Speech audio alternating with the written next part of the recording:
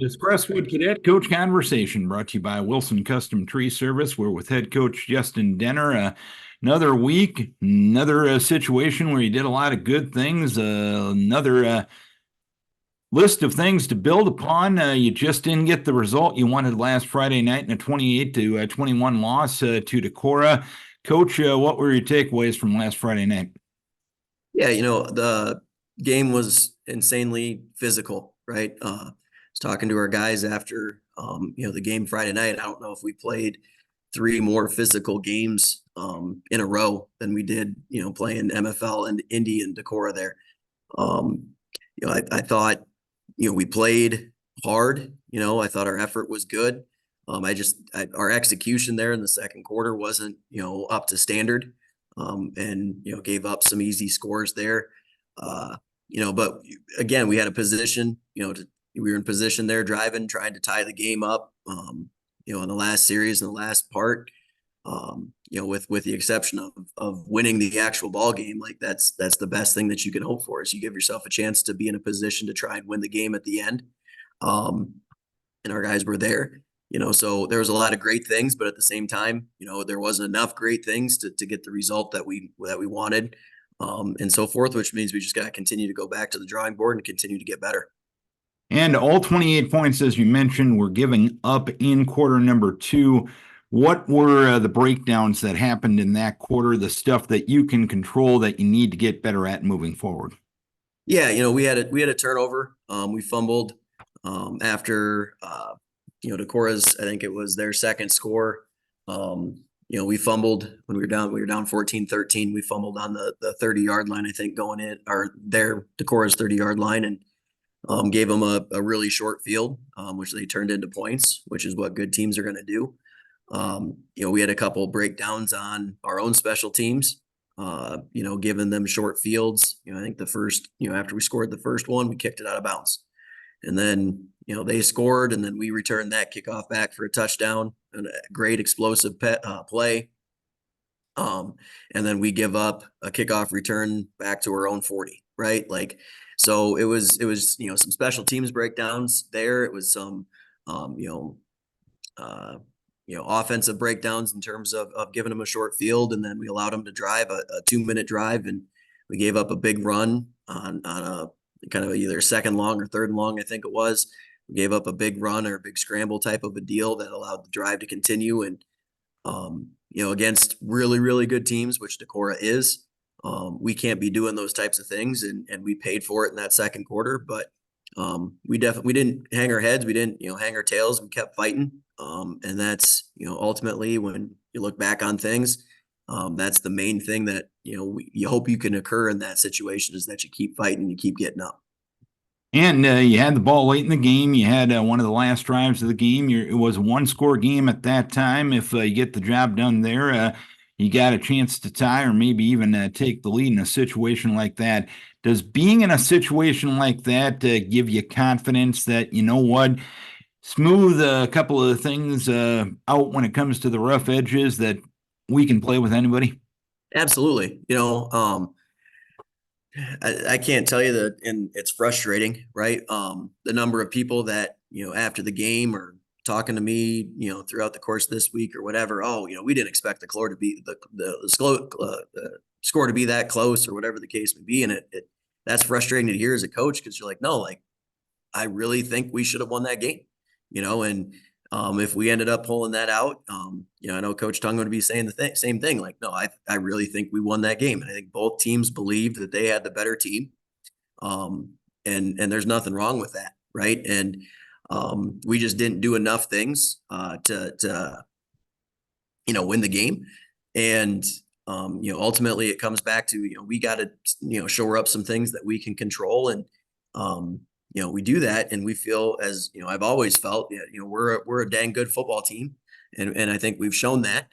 We just now got to get the results to back that up, right? And we're close, but close doesn't count, unfortunately. So we just got to keep working. You did mention some breakdowns on special teams, but you did have that kickoff return from Dashiell Donlin, 90 yards to the house for a touchdown. What went right on that play? Yeah, our front line did a great job getting the guys sealed to where they needed to be. Ben Isaacson, our off returner, did an outstanding job of not getting distracted by things that he didn't need to worry about, and get him in position to, set the final block. And then, Dashel did an outstanding job getting the ball kicked, trusting where the blocks were going to be, and trusting where the hole was going to open up. And, um, kudos to Coach Lefevre, up in the box. He, as soon as the ball was caught and Dashel started taking off to where he was going, Coach Lefevre said he's gone. So he called it right away. I think Dashel maybe ran maybe 5-6 yards. And so we knew, from a big picture standpoint, that we had done a lot of good things up to that point. It was just executing the catch, run, and those final blocks, and those guys did an outstanding job with that. And it was, great to see, for those guys to have a big play like that and answer right away.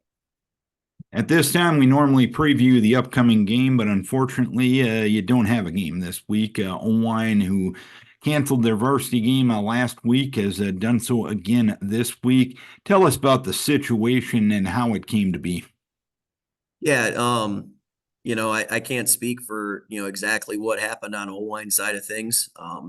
We saw early last week, that they had canceled their game with Sumner Fred. And so, we reached out, my AD, Mr. Coulter, reached out to their AD to kind of just get a feel for what was going on. And, they gave a lowdown of, they've got some injuries, and just didn't feel that they had enough guys to play a varsity game, and that they would reevaluate things when Monday came around. And so, after our game on Friday, it was probably one of the worst kept secrets probably of the whole week. We didn't talk about it because we were, we're getting prepared for Decorah. But, after the game Friday, I just told the guys, hey, the game's up in the air. We'll know Monday at some point what's going on. We've got to anticipate that we're playing. So us as coaches, we're going to prepare. You guys got to prepare yourselves to get ready for a game. Monday came around, got the phone call that it was a no-go. You feel bad, really, really bad for Owine, right? Like, to have, essentially a fourth of their season that they haven't been able to play because of injuries. That sucks for them, and their program, and all the kids that are, a part of that, are healthy but can't play because there's just not enough dudes. That sucks, right? And it feel bad for our guys too, right? We always preach you get 8 opportunities to play a game, with your buddies, with your friends. And now it's not 8. Now we only get 7 guaranteed opportunities, so it sucks for both ends. But unfortunately, it's not something that we have control over. So we just have to, it is what it is. And we move ourselves forward here and get ourselves, a little, a quote unquote bye week in the middle of the year, and get ourselves ready for next week.